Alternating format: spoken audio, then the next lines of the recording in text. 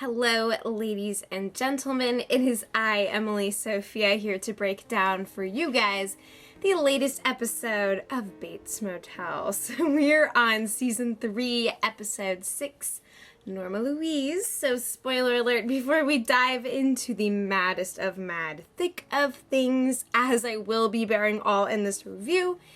And just so you guys know, before we get started, I did do my Game of Thrones season 5 premiere vlog, which is on my channel. It is ready for you, so when we're done dealing with the shenanigans of White Pine Bay, you can shimmy on over and we can chat about the shenanigans of Westeros, and it'll just be a dandy day. But as for now, we are entering the splash zone, the spoiler zone, the true craziness here, so let's do that. Let's get right down to the chase. So I have a lot of feelings about things that transpired in this episode, and I think that I must first begin this review by discussing the things that irk my soul.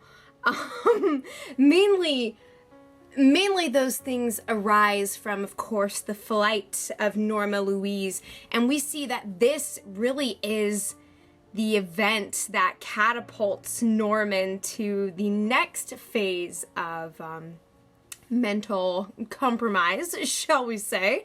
And I knew that Norma's absence was going to birth in him some new mother episode, but I had no idea exactly what we were going to be in for, nor did I see his cross-dressing moment of glory come. I didn't see it coming in this episode for sure. I thought that he was going to have some chit-chats with the mother in his brain, you know, in her nice pale blue dress, and her there to comfort him. But at the same time, I guess I could kind of see why he ends up simply embodying and becoming mother, because as he tells Dylan, he's so convinced that she is gone. There's no way she can come back. She runs and runs and runs and runs and runs. So I guess there's a part of his brain that switches and is like, okay, I'll take care of this. I can be, you know, like role play with yourself. But yeah, so this was an incredibly breakneck episode as we are attempting to keep up with Norma, who is attempting to stay 1,000 miles ahead of everything in her entire existence, which I know what that feels like. I really do. I mean, for as frustrated with and as broken as I was for Norma over the course of this entire episode, there was a lot that really resonated with me for her. And then a lot of moments of crazy off-the-charts foreshadowing as far as the events of Psycho go. And I have to tell you guys, if you are watching this show and you haven't seen Alfred Hitchcock's classic Psycho, you need to do that, because it will, you know, just light up your world a little bit, and give you a taste of what's to come, and exactly how strong of a dose we got in this episode of what's to come too. So much scariness, but the thing that is so hard for me to deal with is the way that Caleb has kind of become intertwined in this. I mean, I guess I can see why Norma goes running back to Caleb at the end of the episode, and she is absolutely outraged and goes from this outrage to complete and total brokenness to weeping over her brother, who is embracing her knees, leaning on him, essentially her rapist, which it's really tough. That, of course, the way that we as the audience are introduced to Caleb is by knowing him as her rapist, and that is the account that we want to hold closest, because it doesn't really feel right to take it from his side. I mean, sure, he might feel remorse. He might want to grovel and weep and apologize and say how sorry he is. But honestly, the guy does not have the freaking right to, like, reach out and grab her as she comes up to him. I mean, he's ready to sign his life away to, you know, Chick's job offer, and then there she is, and all of a sudden I don't like it. And I also know that Norman doesn't like it either. So we got that in common. But I guess I still have such an impossible time confronting that reality. And yet I get it, because what we see happening with Norma, what we see with her running away, with her fleeing everything, her family, even Norman too. I mean, I am freaking amazed that she didn't throw that boy in her luggage and tally-ho on north. I mean, it was such a crazy moment of breaking for her. The fact that her brother was anywhere near seemed to, in that moment, shatter her perception of her own family, the family that she has loved. Even Norman, who she brought forth from their former life in Arizona, Norman who saved her from her abusive husband. Like, that's some crazy business. This is unprecedented shit up in here. But yeah, so it's, I don't know. And then she's running from, like, the encounter with the guy at the bar, and that whole almost one-night stand thing that turns into something far more aggressive and unsavory, to her running to Jake, the hipster professor counselor dude, who she ends up seducing after telling him the truth of her existence that she immediately wants to take back. So I don't know if she just does that to kind of make him forget, tries to pull the drunk card, but she is clearly at this point sober enough to be owning up to the things that she, like a modern day female Jonah, has run away from. So she comes out of the belly of the whale swinging, and she heads back to her boys and drags them up to go see their uncle. Bada bing, bada boom.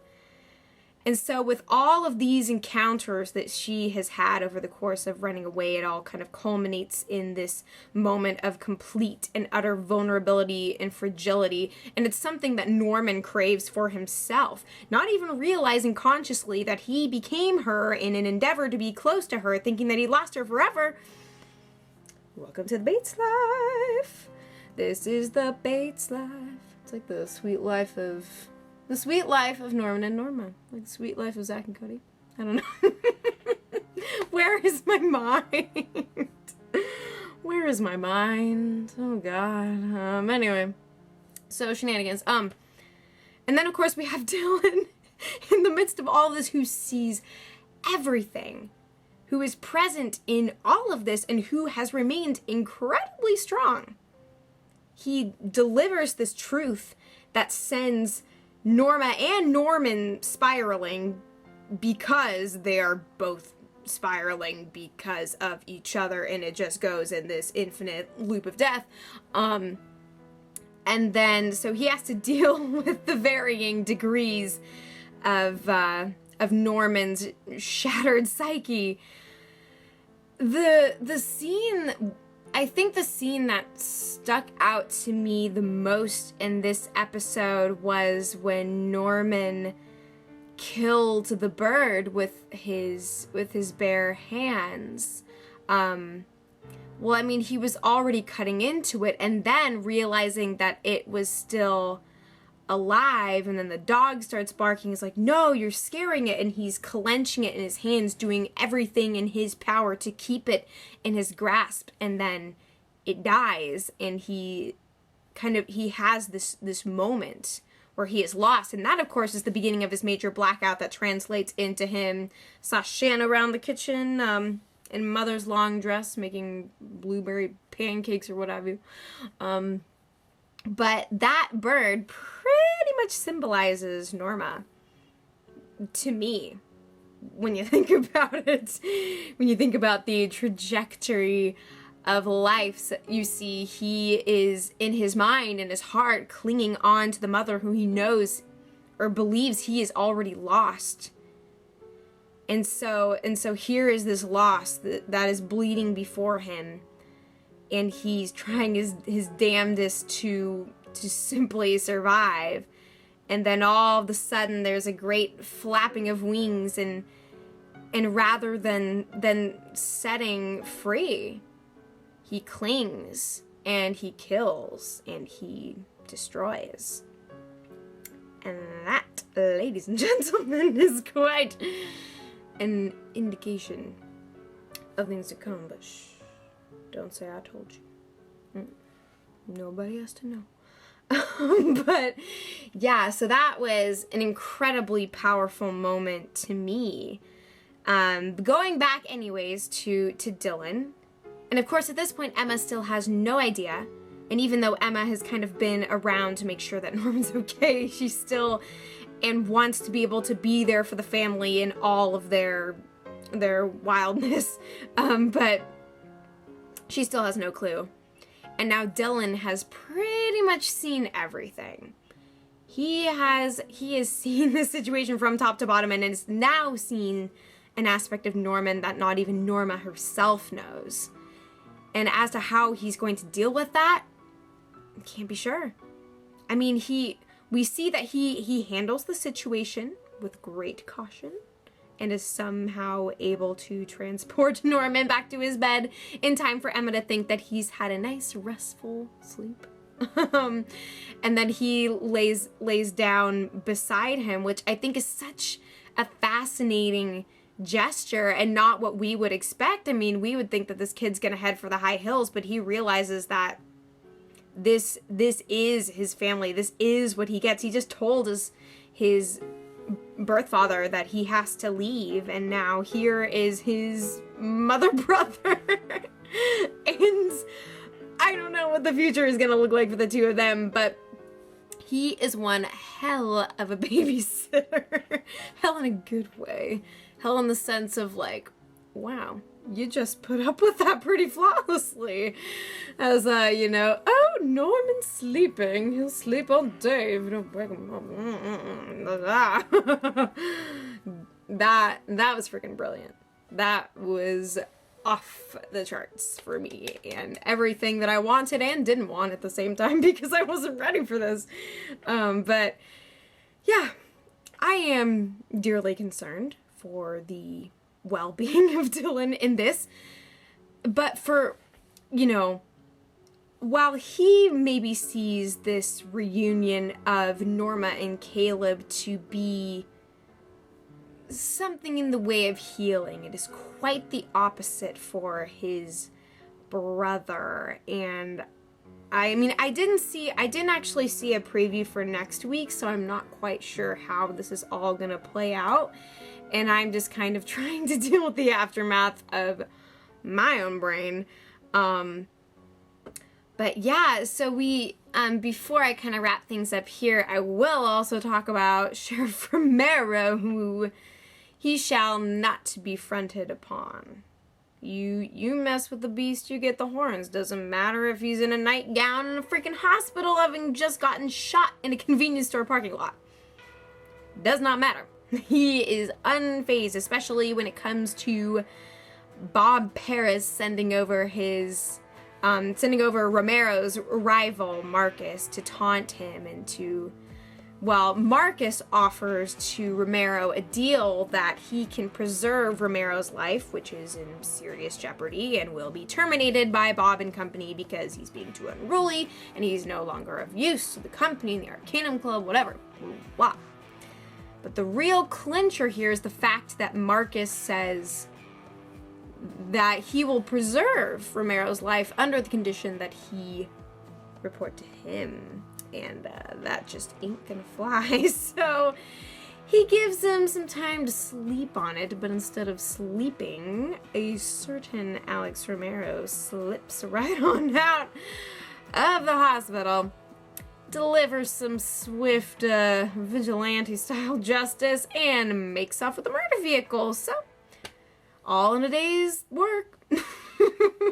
Not a single day off for this guy. And he, of course, tries to call Norma earlier on in the episode and say, hey, yo, girl, I've been shot, FYI.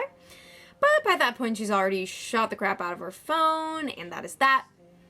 But again, it's all really interesting, the way in which Norma returns and what this is now going to do to Norman in light of the fact that he has just become mother and now his mother is returned, only to go into the arms of another man. And we know exactly how Norman deals with other men who have dealt poorly with his mother, his father, case in point. So, again, I feel like it's quite possible that they could pick up next week's episode at the end of this. I mean, I would be surprised if they did some kind of time skip, because there are going to be some very critical moments following that encounter that's going to spell out a lot of things for the future here. But yeah, suffice it to say, I am most deeply concerned. And then also, too, what Norma declares to the psychiatrist guy is that she has this awakening and this realization that as a mother, she cannot have desires. She is Norma giving tree baits, which she has no idea just how much she's going to give. And someday she just might be a stump in a rocking chair, but it's another thing I didn't tell you. Did not hear from me. Anyway, so, and that's, I mean, pretty much, she's signing her own death sentence by hightailing it back to her boys. One of whom is not going to be able to handle all of this very well and already has not. But it's interesting how her leaving served as a very specific kind of catalyst, because we've seen all of these aspects in motion, but what this has done really changes the nature of the game in a very fresh and frightening way. So yeah, I can pretty much just sit here and be like, I don't know what's going down, but it's not gonna be good. And I want to be there for it, because I'm in this for the long haul, but at the same time, I don't want to deal with it. But yeah, so, what am I forgetting? So many things, so many pieces of the puzzle I could break down, but again, a lot of really strong, amazing performances. I feel pretty suckish about the whole Caleb thing still, because I'm pissed. I mean, granted, everybody really delivered this week in some of the biggest ways that they possibly could. We haven't had any kind of major Norma reunion yet, but I mean, I think it's all kind of spelled out in Norman's gaze of absolute wrath at Caleb. That pretty much is his fierce love for Mother. And we'll see how that all plays out in the days to come. And those days are coming swifter than we may think. We've got, 3-4 episodes left in this season? It is zipped right on freaking by. I mean, so did Better Call Saul, which just ended too. But yeah, I'd love to hear the any predictions that you may have for the rest of the season too. It's really been an incredible one, so full of twists and turns and things that I knew were coming, but yet was trying to shield myself from at the same time. So, yeah. Oh, my dear Norma. The things, the things we do for love. It's like that 10cc song. Good times, good times. So, thank you guys so much for watching this review. Like I said, fill in any and all blanks that I may have left in this review below, and weep and mourn with me as we, a new era dawns in White Pine Bay. That's for freaking sure. Also, of course, one of Bob Paris's hitmen has been trailing Norma, which I think could spell out the possible death of Mr. Hipster psych professor dude. I've been pretty much expecting him to die, and now that he knows the truth about Norman and what happened there, that's not gonna stay under wraps for long. That's for sure. Unless the guy gets, and I could see Bob Paris passing that kind of order along, trying to see how serious Norma really is. So yeah, there's all these elements at play here to assess and break down as the relationship between Norma and Norman continues to become fractured, and everything is starting to fracture in his mind as well. What I am waiting for now, of course, is his next mental reunion with Mother, who the last time we saw her was when he was on almost drowning in the bathtub, actually. So I wonder what the next situation is going to be that is going to prompt her arrival and how that's going to play out, because there's still a scene that I remember from the season trailer where he is looking at her and the sleeve goes down and I'm waiting for the context of that situation. Also, there was a lot of like big emotional bonding moments with Emma and Dylan, a little chest pounding session, not in that kind of way, but I mean, I was gonna say, Norman, you better watch your back, because your brother's gonna steal your girl while you are chasing your true woman. It's all about priorities at this point. Do you want your mother to know what you really want? But yeah, so lots of threads are being woven together, and I'm a little bit afraid of all the different pieces of this tapestry that are inevitably going to go to war, so that's coming. But anyways, I'm gonna go and wrap this review up, so thank you guys so much for watching. I will be back for the rest of the season, and yeah, as always, take care of yourselves, please. Don't go running off to Portland and getting crunk, but if you do, I'm up in the area, so come say hi. But yeah, so as always, I will be back before you know it.